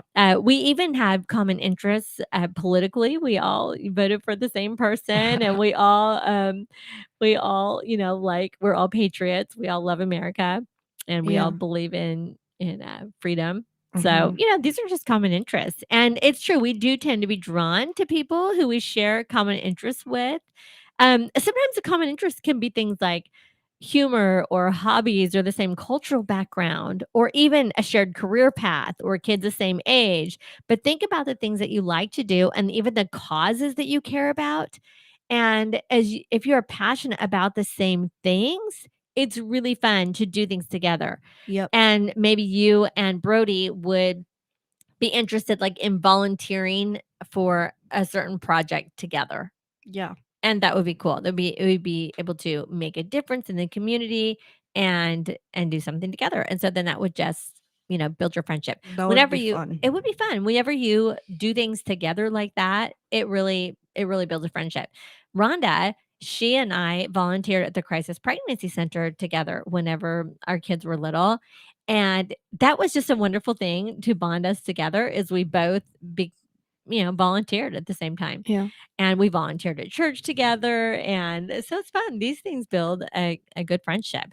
Volunteering is a great way to help others while you're meeting new people. It's a great way to make new friends, and it's a great way to bond with the friends that you already have. But volunteering, it really gives you an opportunity to regularly practice and develop your social skills.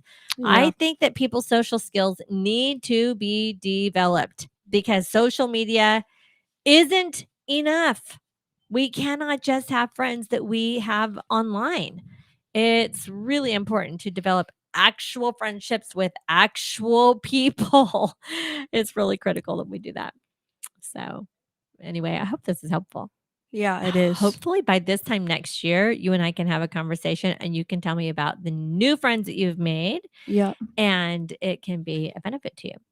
One thing that people have to do, that they have to not be afraid of rejection and be willing to just sort of put yourself out there, because it can be scary to try to make new friends. But if you're afraid of rejection, that won't work. You got to be willing to take the chance, take the risk. Y'all stay with me. I'm Trina. This is Levi with me. We're talking about friendship, and I will be back right after the break. All right. If you'd like to join the conversation, we'll be right back.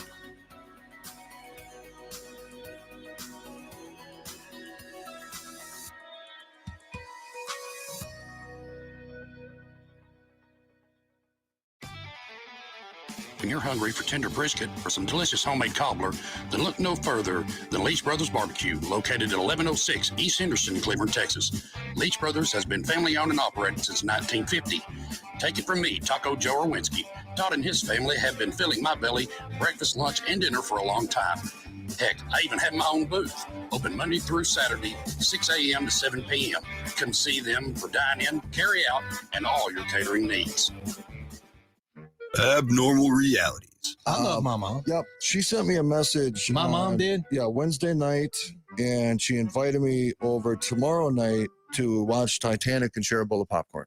And I accepted. You did? Yep. That'd be fun. And she calls it Chaps Only Night. Every Saturday night. Look. Miss Dixie, Look, how you doing? He said, it's my mom, bro. All right, it's my mom. I want to hear the answer to the Titanic and popcorn. Go ahead, Mom. What's up? Oh! Hi, boys. Hi, I just Mom. wanted to ask Rocky if he wanted butter on that popcorn or not. I would rather have the butter somewhere else, but if popcorn's the only place I can have it, I'll take it. Hey, dude. nobody says I can't roll around in it for a little bit. All right, Mom. That is my Love you. girl. I love you, Mom. Dixie. Abnormal realities. Bye, Mom. Love you. Dixie. Bye. Love you too. With Ron and Rocky. Weekdays, 4 p.m. and 10 p.m. on JoCo Community Radio. Holy crap. Hey, there's something you forgot to do. It sure is hot. Are you sweating like a dog? Wait, what? Dogs don't sweat. Oh no, you forgot to get your window tinted. Whether it's the kitchen window that sits in the sun for the hottest part of the day, or you just got new wheels, call Sharp Window Tinting in Burleson. 817-615-9379, or look them up on the web, sharpwindowtint.com.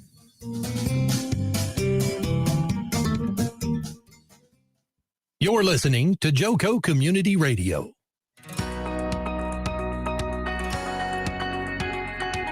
Welcome back to the Her Show. I'm Trina here with Levi today, and I'm talking about friendship, and I have had some friends on the line with me today, and it has been a wonderful time of just sharing our tips and tricks about successful friendships. So I have another dear friend on the line, Renee. Welcome to the show.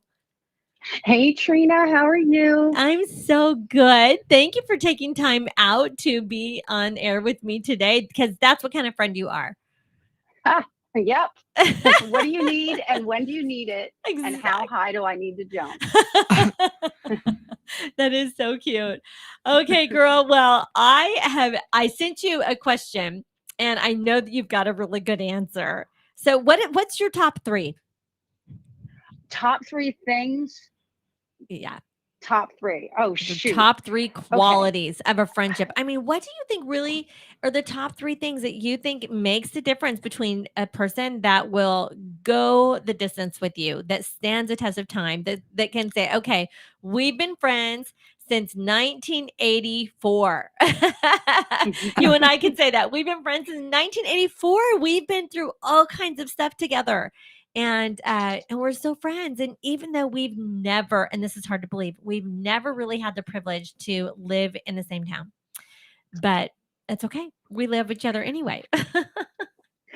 You know what? And you know, we never had the privilege to fight. We've never had an argument. Hey, maybe that's why we get along so well. Absence makes the heart grow fonder. Yeah. But you know what? I think the top three is with you, how I feel that you represent yourself to me with, and I don't know what you guys talked about before, so I'm probably going to repeat some really good basics. Oh, that's okay. This unconditional love, the ability to make space for each other, and then just the availability. Ooh, I like that. Those are actually different than what a few other friends had said, but I think that is so good. Really good. Unconditional love makes space and availability. If a relationship turns judgy, it will not survive for sure. You've No, gotta, you need a place that is a safe space. yes. And, hopefully people can look at their relationship with their Heavenly Father that way. It's a safe space. Listen, you can't hide anything from him. Okay. He right. does know what you're thinking, what's going on in your life. And to have a friend or a few friends that can be that agape love, that God kind of love for you, that you can just be real with them and be raw. Yeah. And they just go, okay, I hear ya. And not necessarily going to agree with you, but will help you where you're at and be available right there where you're at I that moment love in that time. because That's a good friend. It is a very good friend. And when you say unconditional love, I just think of we'll believe all things, hope all things, endure all things, and it's just not going to fail. So even though life changes, circumstances change, and there are good times and bad, there are sometimes more bad than good. But yet a good friend's going to stay positive and just say, okay, we're getting through this. We're going to love each other through it, and we're not giving up. And so there is that commitment to loving each other through, whatever it is that we've got to get through. So that is a benefit. And making space. So there's a difference between making space and being available. They kind of sound the same, but the one is opening up and literally giving you a place in their life, like that you matter, and you really let me know that, like, you're one of my good friends, you matter to me. And then available is the phone call, is the text, is the Marco Polo message. Yeah. That's the availability. But making space is kind of like, you fit in my family, in my world. This is your space. Yeah. And when you give somebody space and you define that they have space, which goes for every relationship, you give people a place where they can feel like they belong. And you know what happens and breeds out of that is there is not jealousy. There is not a feeling of she loves that friend better than this person. And this goes with employees. Oh yeah. Making them realize they fit in and they have a place. And with your children, letting each child know, so that Dr. Dobson said there wouldn't be sibling rivalry if there weren't parents. I love that. And I never forgot that. It's like, if we give each child their space, then they know that they have that. And it's okay if you take the other child out for ice cream and this one doesn't get to go, because they know they have their own space. And you've done that with me as a friend. Like you said, we haven't been in the same town, and you've given me a space. I know that I have a space in your life. Absolutely. So important. Not traditional.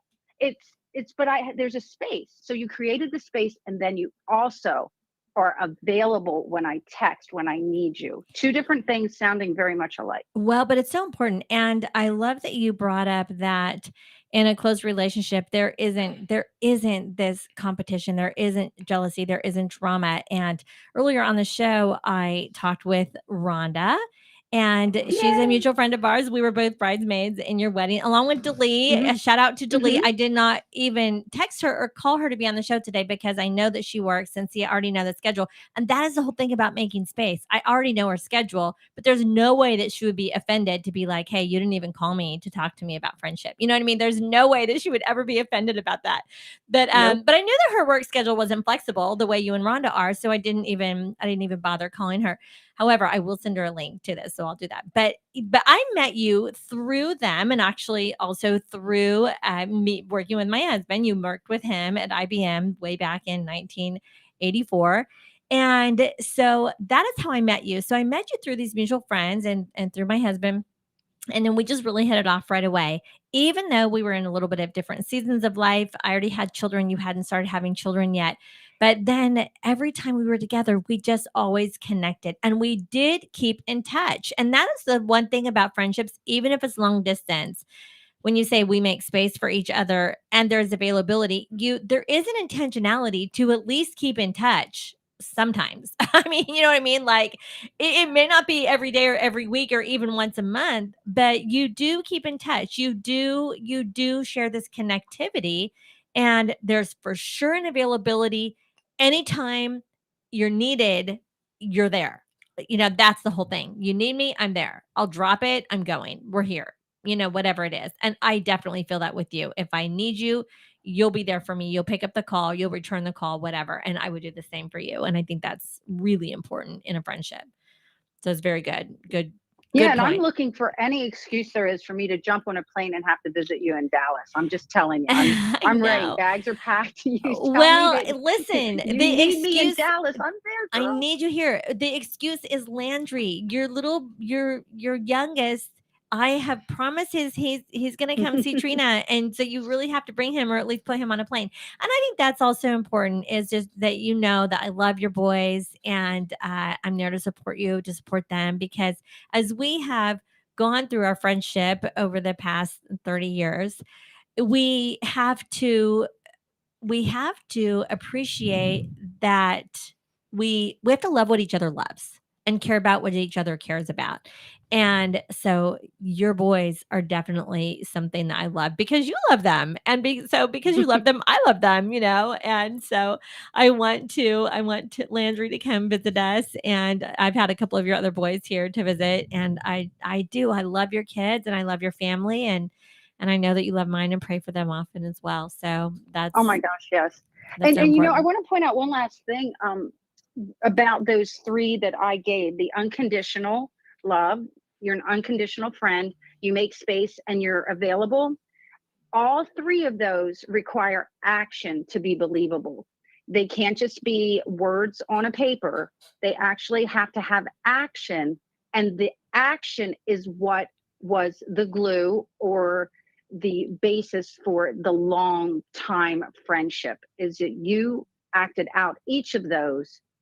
And I would have to say, out of the two of us, you probably were the stronger or the more aggressive in the friendship. I feel like you did it. And because of your action, I received it and I was able to match it. And sometimes that's okay in a friendship. One to be more the outgoing one. That's you. You're more of a friendly, outgoing person. But my point is, there's action. And even That's if a one good person point. is doing more of the action than the other one, That's a good that point. can be enough to keep the friendship aggressively Keep the momentum healthy and alive. That's right. Keep the momentum. And love does.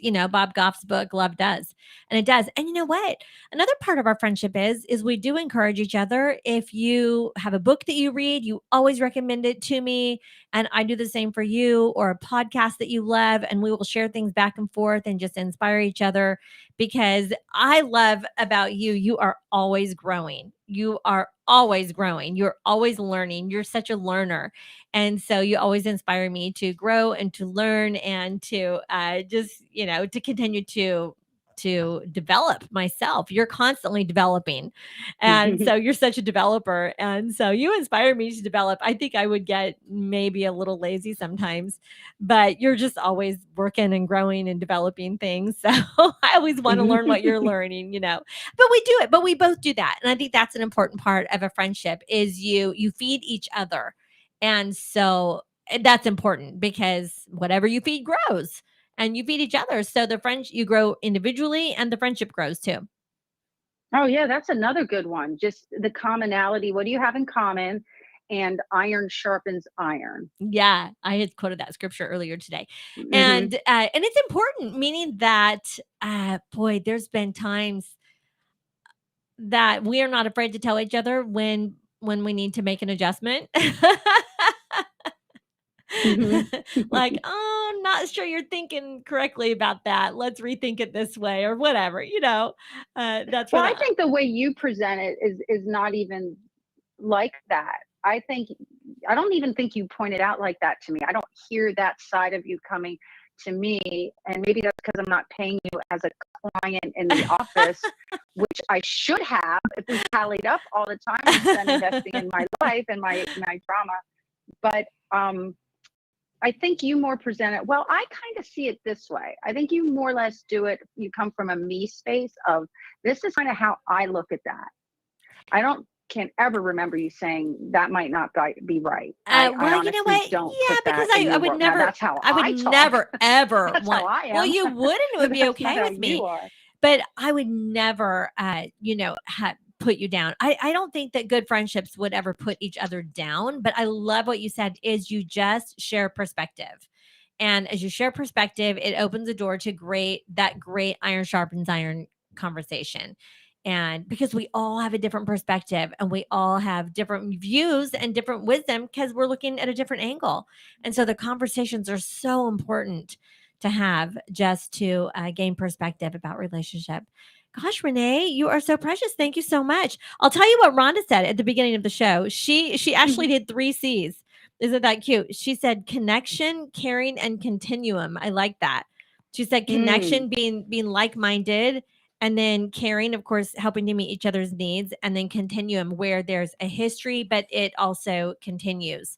And that's awesome. I thought those were great too. So I really appreciate that about your friendship and our friendship. And I do look forward to spending time with you. We never know when it's going to be, but we try to see each other at least once every couple of years, and we try to keep in touch, as much as we can. But I love that there's no expectations, but yet we're just always there, and that's all that matters.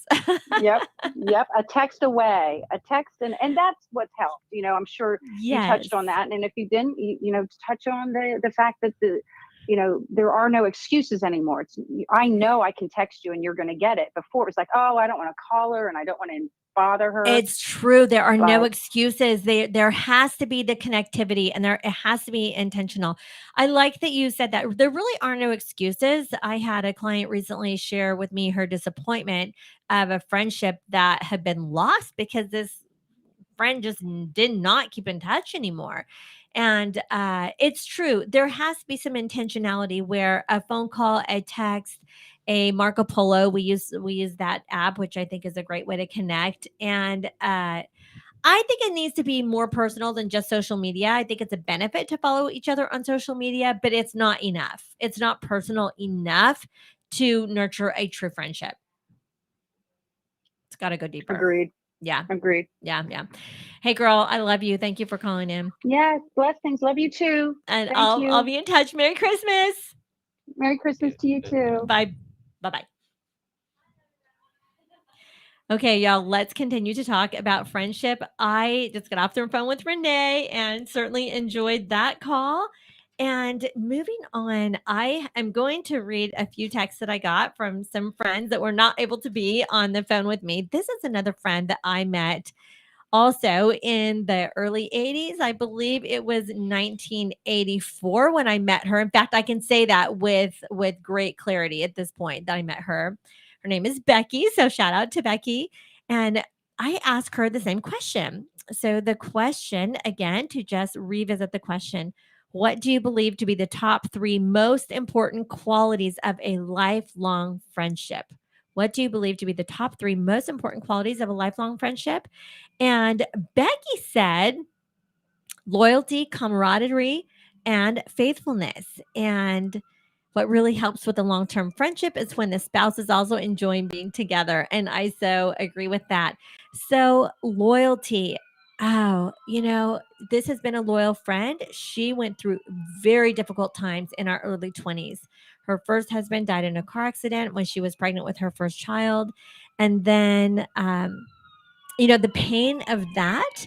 And then when she finally began dating again, I was in her wedding, a bridesmaid in her wedding with her second husband. And they are still married to this day. And my husband and I, we loved her first husband and we grieved with her when he was killed suddenly in the car accident. And then we have loved her second husband and have been friends all of these years. And they've raised a beautiful family and now they are grandchildren as well. And I love their children and grandchildren. So it really is a generational thing. When you're lifelong friends, you go through the seasons of life together, and we do support each other, and we're loyal and faithful over the years, even in hard times. She lost her second child. He died when he was just a baby, and the grief again of that. So there was 2 huge losses in her life, and so I've been loyal and faithful with her through these difficult times, and then also celebrated all of the wonderful times together, her daughter's weddings, and prayed for her son. I'm still praying for him and praying that God's going to find the right wife for him. And she's praying for my son that God's going to find the right wife for him. So there's just this faithfulness, and we can be honest with each other during good times and bad, and just be loyal and faithful. And these are very, very good qualities. And also to have things in common. And with all of my friends, I do have in common this deep sense of faith. And so we have a bond of friendship through our faith, we're Christians. We have gone to church together. We've done Bible studies together. We've prayed with each other and quote scriptures together, read our Bibles and share scriptures that are very meaningful. And so thank you, Becky, for being such a loyal friend throughout the years. I've been loyal to you and you've been loyal to me. It was wonderful. Just recently, my husband and I were planning a motorcycle trip, and so we stopped and stayed at their house, and they were in the middle of moving and there were boxes everywhere, but you know what, she made up our bed and she had the guest room ready for us, and it was a great time. And so we make these special attempts and these intentional times to get together, even if it's just a quick visit, and it usually is a quick visit because life is so busy. But it's just a quick visit, but over a cup of coffee or a cup of tea or a phone call or a text. It doesn't have to happen often. But when it does happen, there is a deep sense of loyalty and faithfulness. And we never have to dig for something to talk about because we just have so much in common. And that is so important. Another friend that I reached out to was Kathy, and Kathy and I, we met in 1983. So again, this is going back a long way. And she married a guy that my husband had grown up with. And so they were both from Amarillo. Her husband and my husband were from Amarillo, grew up in the same school and in the same area of town. But we all went to church together in Amarillo and had a young family. And then many years went by and I didn't get to see Kathy very often. But then when we moved back to Dallas, we reached out to them, we reconnected. And at first we didn't see each other often, but then when we finally got together, it's like, okay, we are going to be friends again. And we just really had this connection. And it was a connection that the seeds had been planted many years before when our kids were just really little. And then many years later, as our kids were grown, we just said, let's be prayer partners. Let's be prayer partners. Pray for our children, pray for our grandchildren. And also let's hang out. So we hang out, we exchange birthday presents and Christmas presents, and we go to lunch every couple of months. It's not often. Sometimes it's only twice a year that we get together, but we make it happen. And most importantly, there's a text or a phone call or a Marco Polo, which is a video chat app, and we get together and we keep in touch. And I think this is so important. So here's what Kathy said when I asked her the question. She said, there is a lot you could say about lifelong friendships. With God first, it has made it easy. I don't have a lot of lifelong deep friends. The ones who really are my friends have become lifelong friends because of these 3 things. Unconditional love. It is joy when we get together, appreciate each other's strengths. I really love and appreciate your wisdom, your soft heart, and your love for Jesus and for me and my family. And I would say the opposite. I would say the same thing about her. So just a ditto to that, where we really enjoy each other's strengths and we enjoy each other's wisdom and we enjoy each other's love for Jesus and we enjoy praying for each other's family. She says, number 2, being honest, trusting each other with our deep, heartfelt things. And it's so true. Taking the times to laugh, to have fun, also to cry, to pray, whatever it is, it keeps us strong. It keeps us well connected because we have an honesty and we're willing to be deep and vulnerable with our relationship. And Kathy and I have that together. Also, we are dependable and flexible in ways that work for both. And we know that we love each other, but we also know that we're very busy and we don't always have time for each other. But yet, we're flexible and we can just pick up the phone or send a text or send a Marco Polo and whatever it is. There's a flexibility there. So there's no offense. We just know that when we need each other, we're a phone call away. We'll drop everything and get together, or we'll actually plan something and make time to be together. But we're both flexible and there's no offense. You really have to make up your mind. You will not be offended if you want to nurture a friendship that will become a lifelong friendship. And there's never an ending point. We just let it grow and grow and grow. And even in the different seasons of life, it doesn't have to be forced. But it just becomes a natural friendship that will continue to evolve and to grow over time. She says, love it that I'm good in my skin and you are good in your skin. We are secure in the Lord and let you have your friends, and it does not take away from us or add to us. We're never jealous. We don't cause any drama. But we cheer each other on. And when she is blessed, I'm happy for her. When I am blessed, she's happy for me.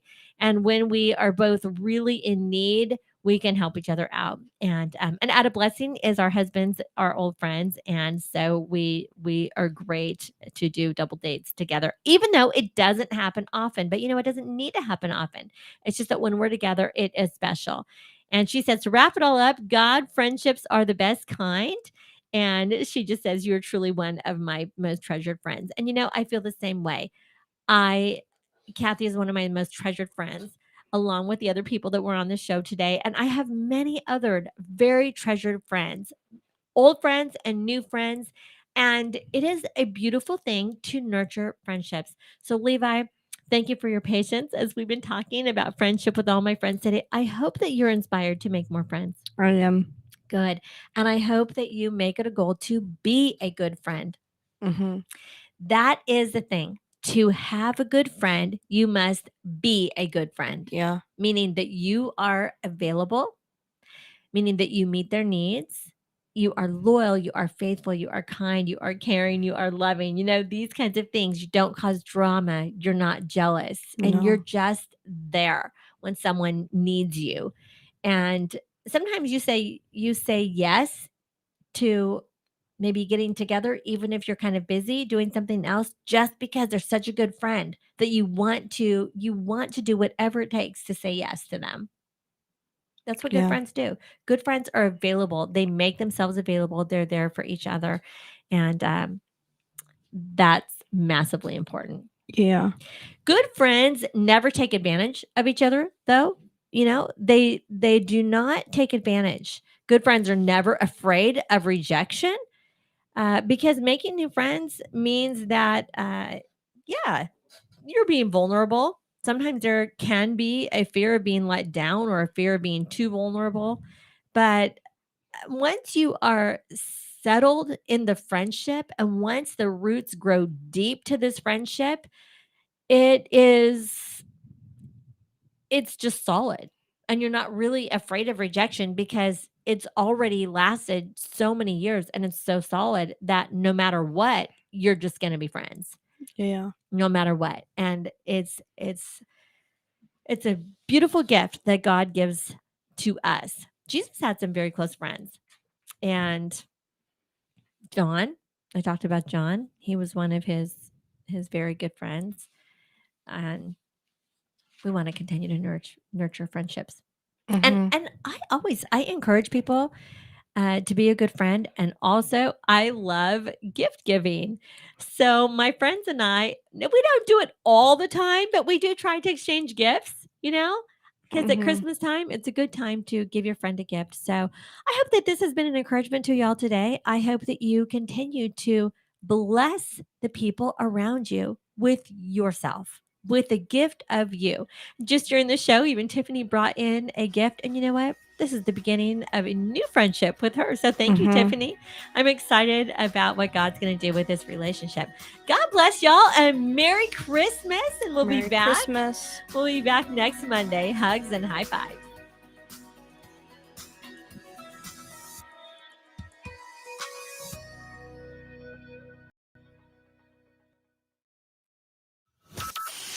From Burleson to Venus and Grandview to Godley, this is the voice of Johnson County, Joco Community Radio. Breaking news this hour from townhall.com. I'm John Scott. The White House is urging Democratic Senator Joe Manchin to reconsider his opposition to President Biden's social spending bill. White House correspondent Greg Cluxton. Press Secretary Jen Psaki said Manchin's weekend announcement is at odds with his discussions last week with the president. She called into question the senator's sudden and inexplicable reversal. Psaki also said the White House will continue to press Manchin to see if he will reverse his position yet again to honor his prior commitments. Also at